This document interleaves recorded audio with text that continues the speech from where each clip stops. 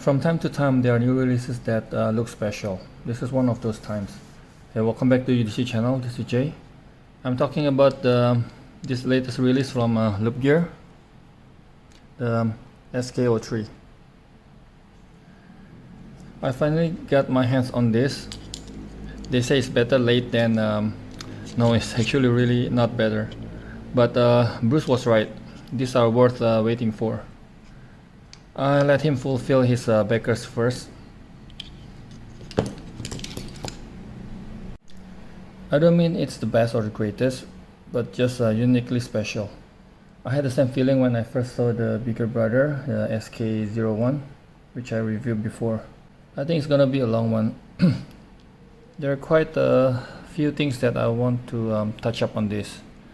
I'll try to put a timestamp so you guys can jump ahead. At first, when I heard they're planning for a 14500 version, I was curious what kind of design they'll come up with. Will it have a spinner as well? Will it be as special as the SK01? I think they did a great job on the design. They can successfully recreate this excitement, at least for me. I wish I could take some credit. They did ask for some design inputs or sketches, and I did try and failed. I just suggested to get inspiration from Gundam weapons robot design, which I think they did, especially this part. Okay, let's first look at the boxes. The titanium come in this yellow, bright yellow box.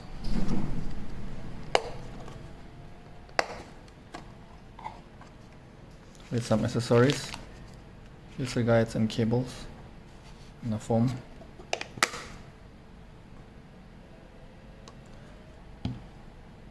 And the rest come in this plastic, clear plastic box.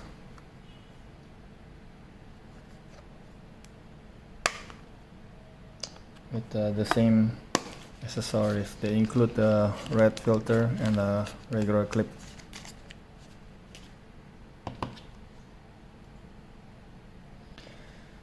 They're not really the brightest since it only has one LED versus triples in similar form factor 14500 lights.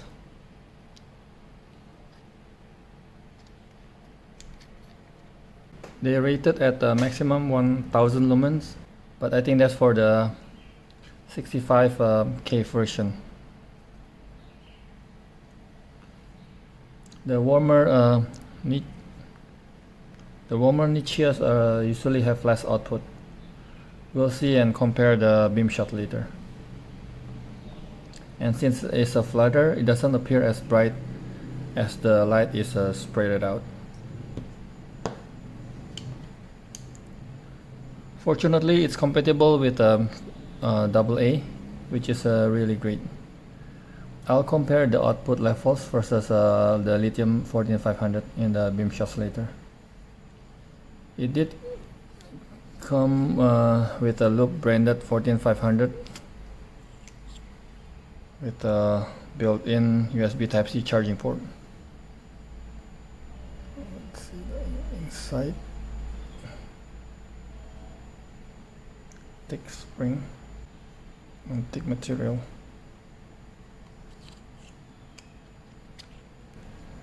It's quite small, or short I should say, for an AA size light. Earlier you saw these are the only two small AA size lights that I know of versus some regular AAAs, AAs.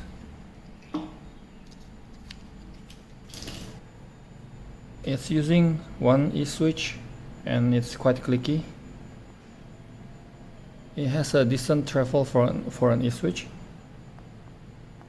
Don't know if you can see it, but I can certainly feel it. I kinda have OCD. I'm glad that it's easy enough to rotate the tail to align the text.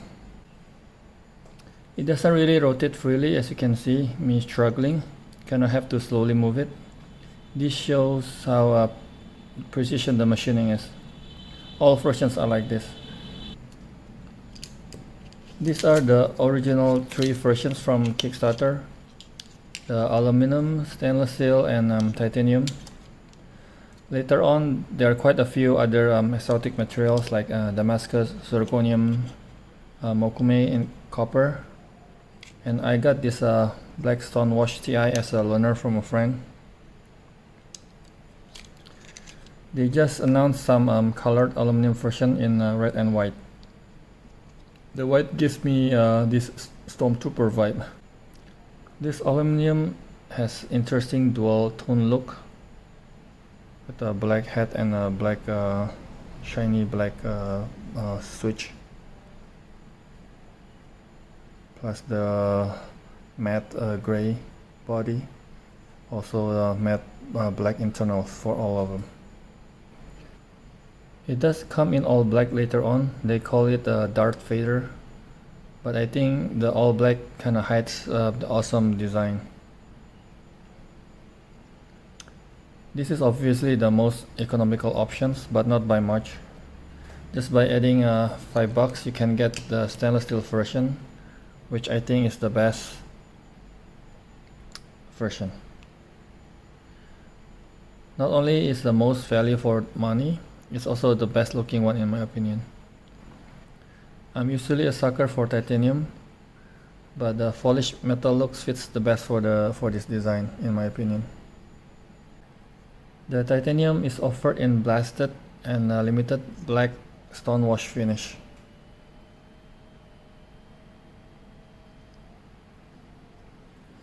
It's obviously the most expensive of the 3, but at least it's not as ridiculous as the other exotic materials in terms of price. This is a blasted version.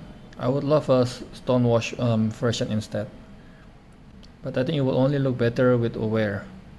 It's already showing some wear, but maybe not enough. Let's see that. This is also why I carry this version the most.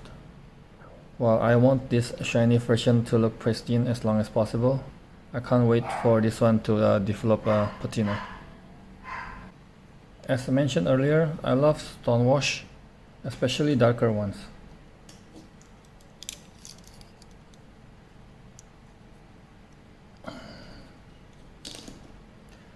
But just like the all black aluminum, it kinda hides the design.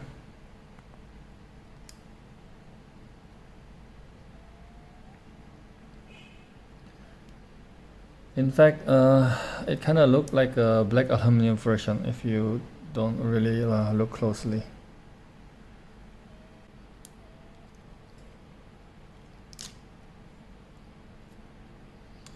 I love the contrast with the black internals, but if you're into murdered out look, this does look slick. Just open this first.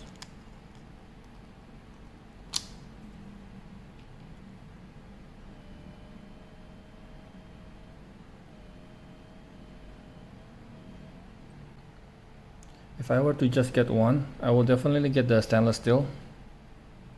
And if I get 2, I would either get the titanium or the aluminum. Of course, I tend towards the titanium, but it's also more expensive, and the aluminum is quite interesting with this dual tone design. Long story short, I got all 3.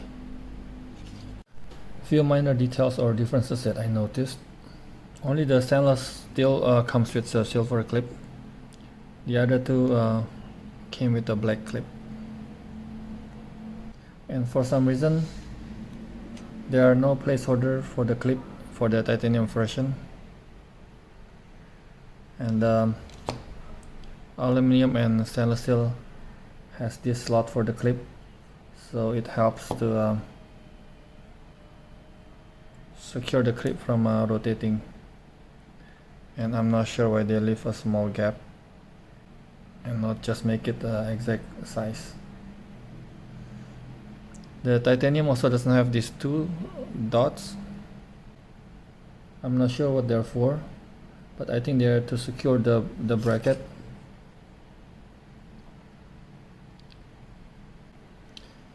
I saw somewhere that they include this thin clear O-ring to secure the bracket, but since it doesn't come with it, I use O-ring instead.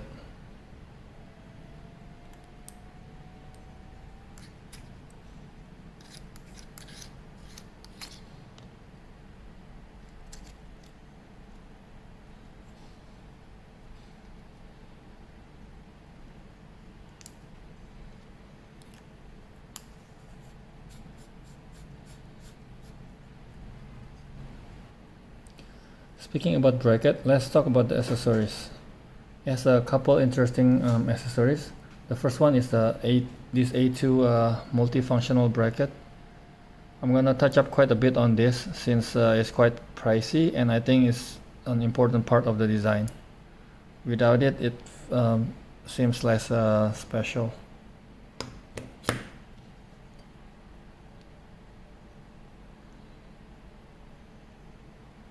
Regular clip versus a bracket.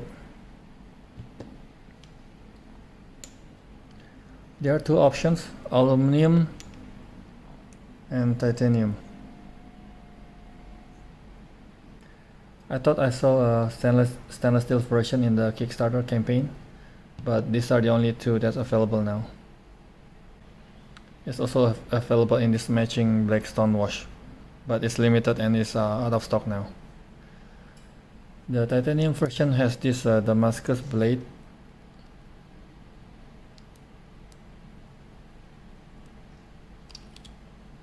And feels sharper.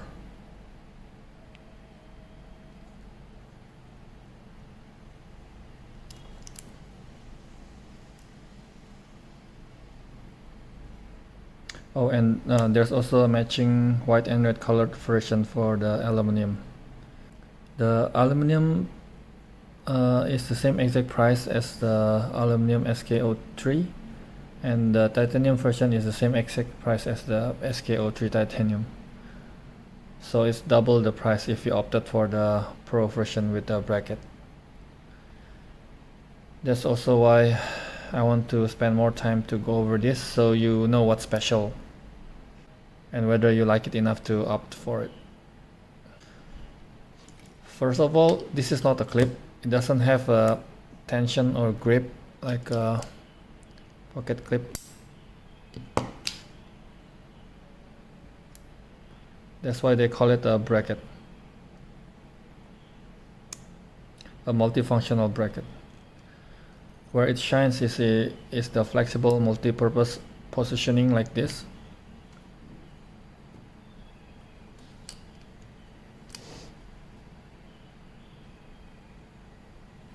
Plus it's magnetic. It also helps to hold the flashlight more comfortably, since it's quite small, or short flashlight I should say. This way or this way. And this is what I call a lantern mode.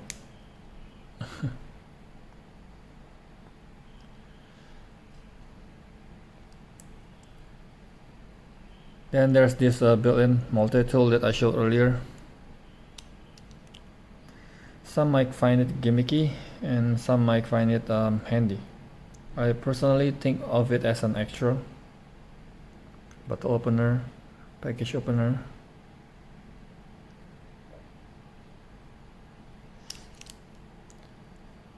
I like it more for the bracket functionality. And there are 4 tritium slots if you choose to decorate it. 2 in front and 2 on the side. Having moving parts, they are a bit of play.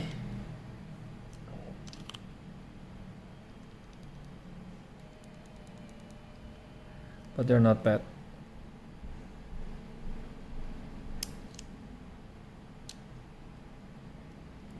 The hinge The hinges themselves feel stiff and solid, sturdy. They don't seem to be weakened or loosen up anytime soon. These tool parts are advertised to be doubled as fidget toys.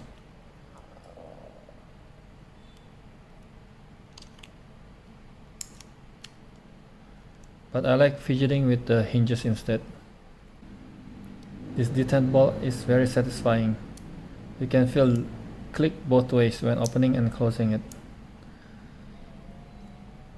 For me personally, I think I will only add a bracket for the titanium version, and I think I'm just gonna use the aluminum version. I find it to be more matching anyways. Instead of titanium colored, it's black matching the internals. So it also has this dual tone look. But if you're titanium maniacs and have the fun, then go for the all titanium version. Next is the A1 filter set that you saw earlier. Short version is nicely designed, attention to detail.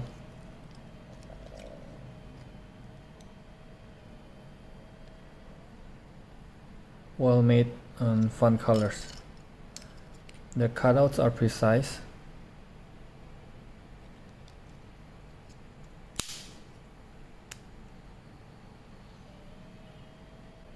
And they put the effort to make additional design choices, more cutouts,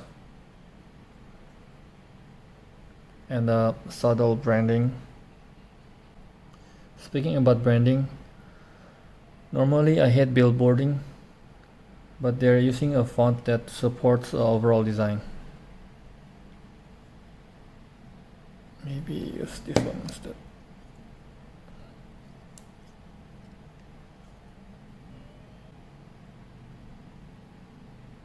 There we go. It's like a stencil modified to look high-tech or futuristic. Again, Gundam-like. And they're really subtle.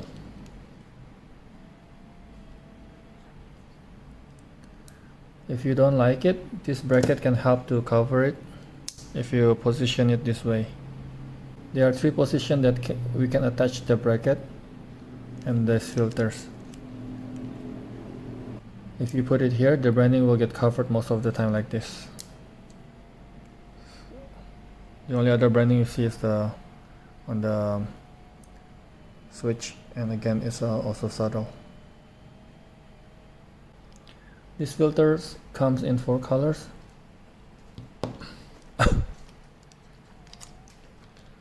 The red is not bright red, but more like darker one, and it's the most useful one in my opinion. That's also why I think it's the only one included by default. This looks good, I think, with the dark aluminum.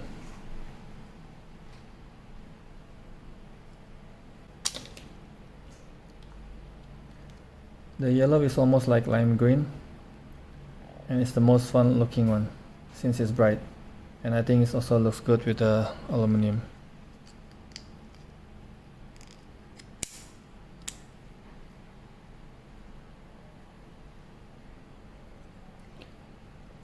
The clear one is kind of smoky, which is more to diffuse the light a bit instead of adding colors. I really love to pair this with the stainless steel.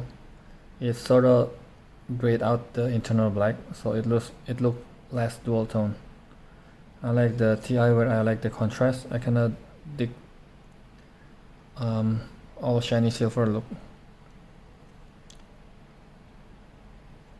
And as mentioned earlier, this is the only one with the silver clip, and this is also why I didn't pair it with the black bracket.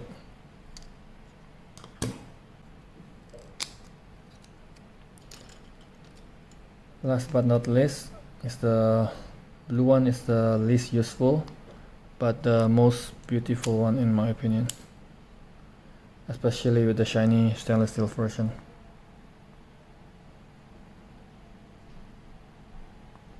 It's not only for fun. Besides helping to diffuse the light, they also somewhat help to cover these exposed cutouts, at least from dirt and debris. I was curious how they would affect the waterproofing when I first saw the picture.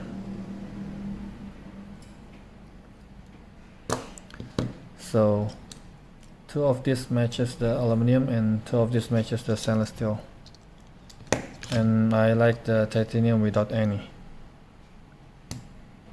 Okay, let's talk about the user interface. One click on, one click off, with memory unfortunately, and they can't be turned off. Long press to cycle between low, medium, high, back to low. The good thing about long press to change mode is that when you just turn off your flashlight but still need to use it again right away, you won't accidentally bump up to the next mode, which is important at night. This way I can just turn it on again and get the same mode every time. Then the usual double click for turbo and triple click for strobe. But that's all the familiar ones. Instead of 4 clicks for lockout, it's 8 clicks. Actually 8 or more clicks.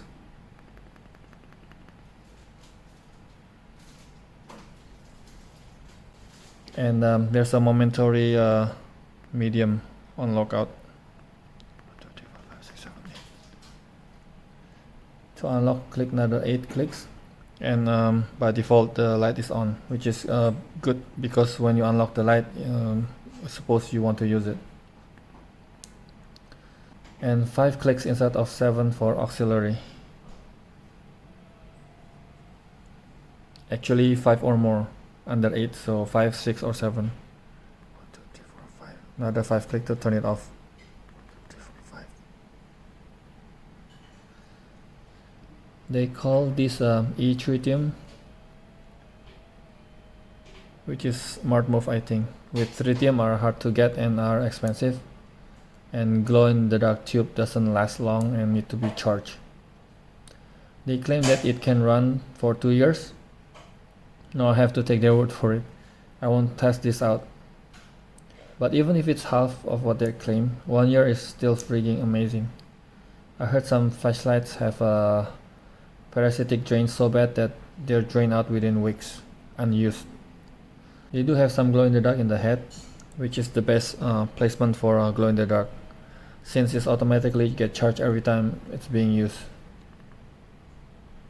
I usually custom my lights the same way, my other lights. I might experiment and add more glow to these ones. And these tritium are dimmed down when the light is being used, not really completely off. And the side lights are not just for auxiliary only, they're actually double as a flat 360-degree lighting. Long press and release to turn on.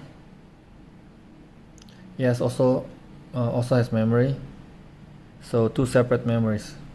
Then long press and release to cycle from low, high, slow blinking or beacon, and back to low. I was thinking of a use case for 360 lighting, since I don't go camping that much, because this sometimes lights back to my face. I was more used to one directional side LEDs like this Rovi one.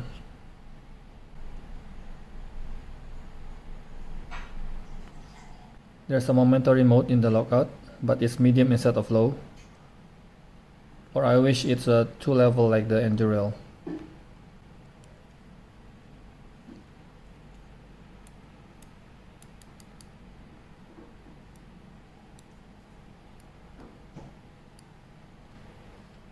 I opted for the Nichia 519A 4000K upgrades for the stainless steel and the titanium.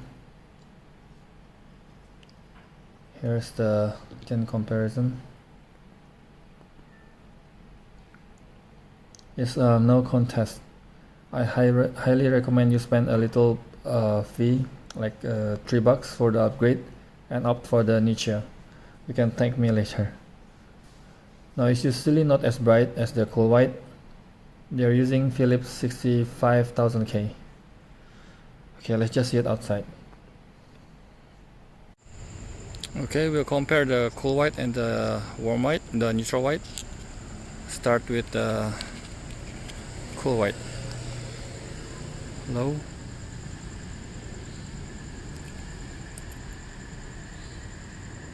can see the tint different. Bump to medium.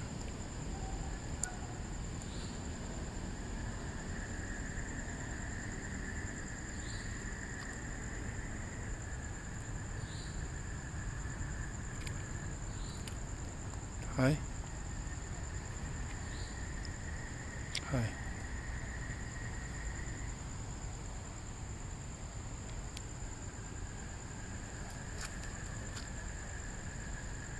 Turbo.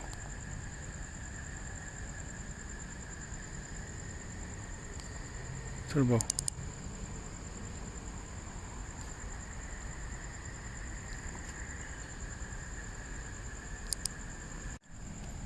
Now let's compare the lithium and the AA batteries. Starting with the lithium. Back to low.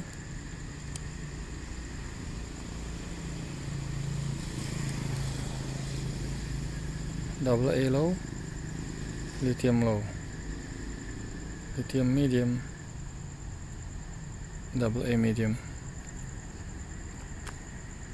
AA high. Lithium high. Lithium turbo. AA turbo. To my eyes, all the modes are the same except for turbo. And as you can see, the E-tritium won't turn on AA batteries, but the side light's still on though. Okay, that's it. Okay, now some indoors white wall beam pattern and tint comparison between these two. Let's start with the cool white in medium.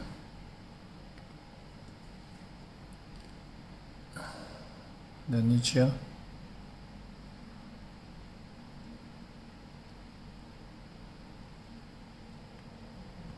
High.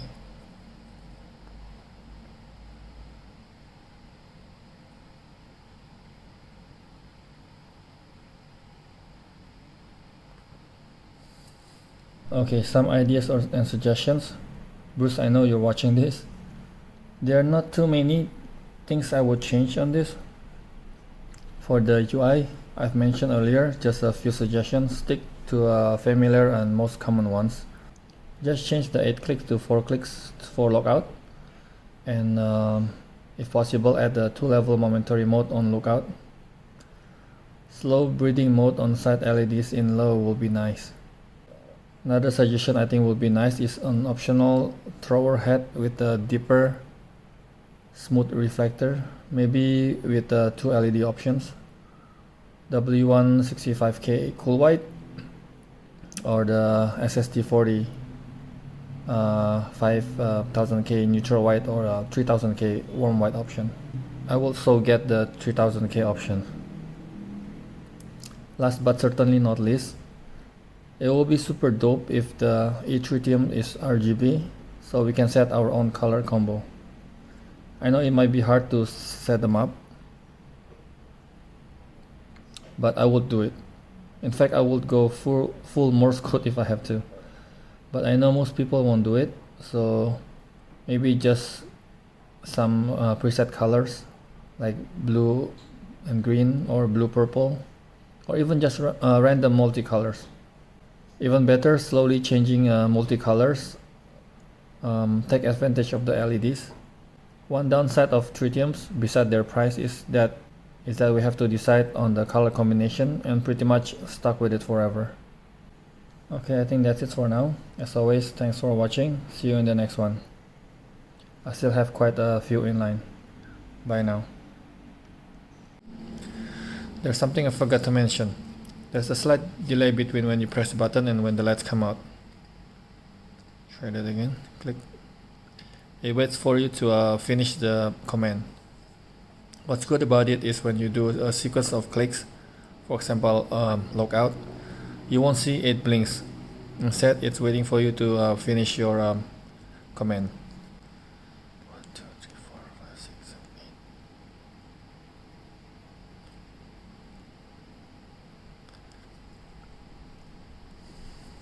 7, 8. I found another interesting observation. Only the stainless steel head can be opened. Let's see what's the board and the thread.